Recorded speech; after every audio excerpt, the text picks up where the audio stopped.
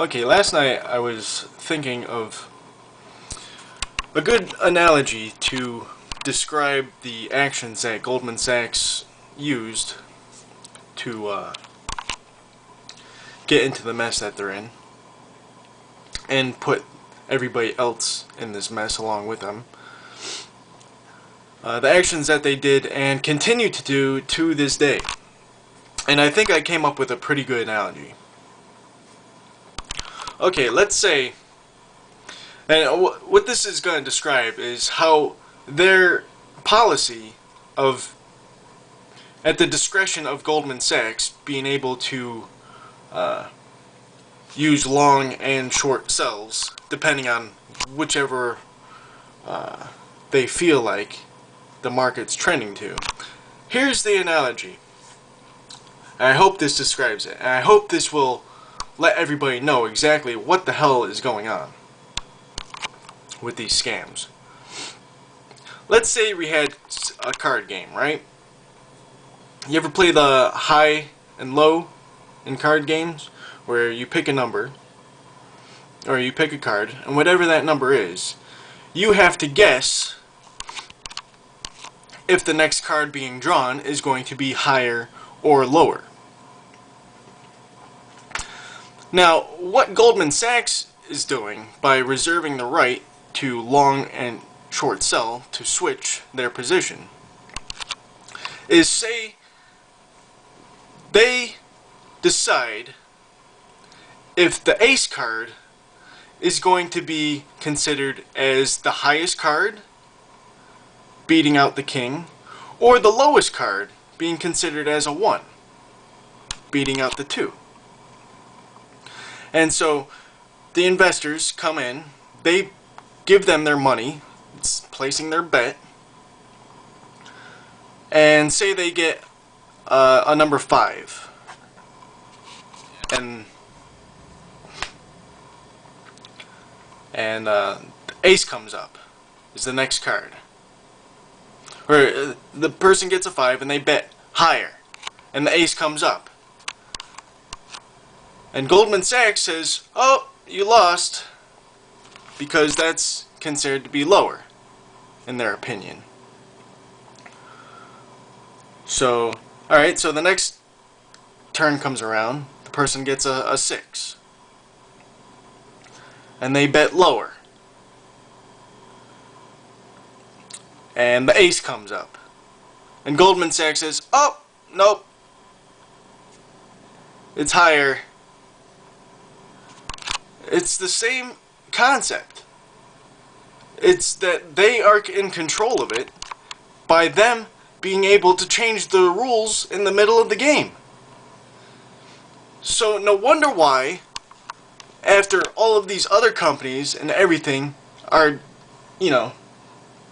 everybody else has lost their shirt, Goldman Sachs comes out with a profit.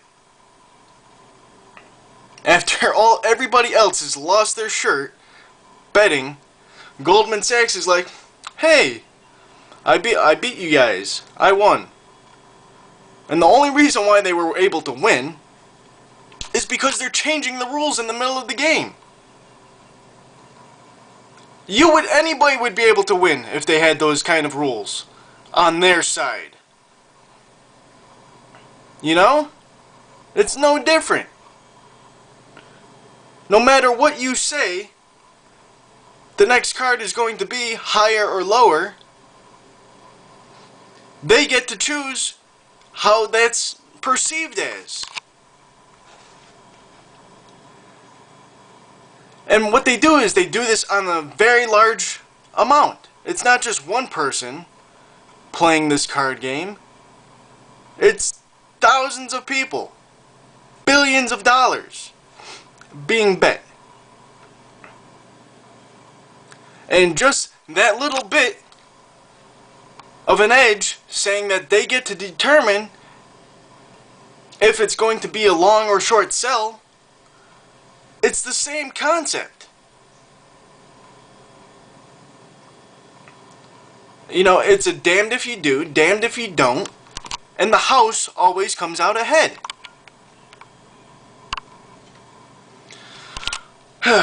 So that is basically what's going on with these long and short sells, where they dump huge amounts of money and they place these bets and they change the cards and everything else. They're constantly betting against their own investors. You know, if you go to a casino, at least there, you know the odds are against you, but the casino doesn't change the rules in the middle of the game to always favor them. And that's exactly what's going on.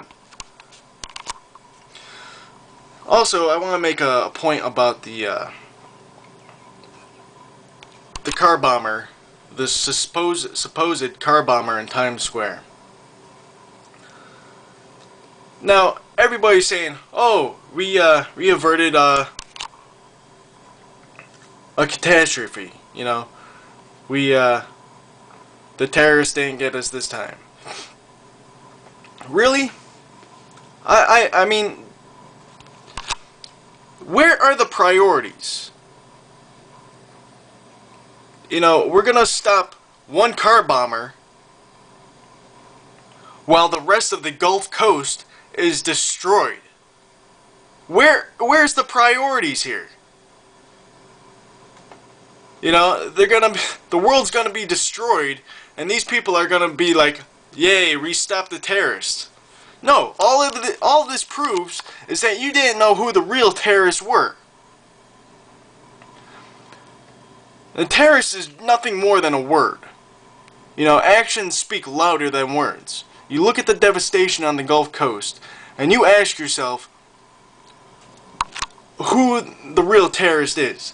And Obama should be impeached over this because he obviously did not do a comprehensive risk assessment of the real threats against this country and against the world. He's doing nothing more than hedging his bets. And it's unacceptable. There is no reason why we have to keep on using oil. No reason whatsoever.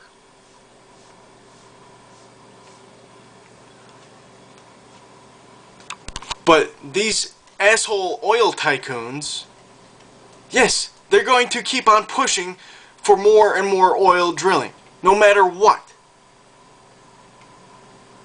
And if this isn't abundantly clear to anybody out there with any common sense, it won't matter. They have no limits. You know, even after they get this cleaned up, if they get this cleaned up, if they're able to stop it, they'll continue to say, "Oh, well, we'll just keep on going, and accidents happen." No, this is not an accident, people. This is not an accident. If you took a whole bunch of gunpowder, you know, just barrels and barrels of gunpowder, and then, you know, had a bunch of lighters and matches and sparklers and fireworks next to it, and it blew up, and you said, "Oh, that was an accident." No, it's not an accident. It's incompetence.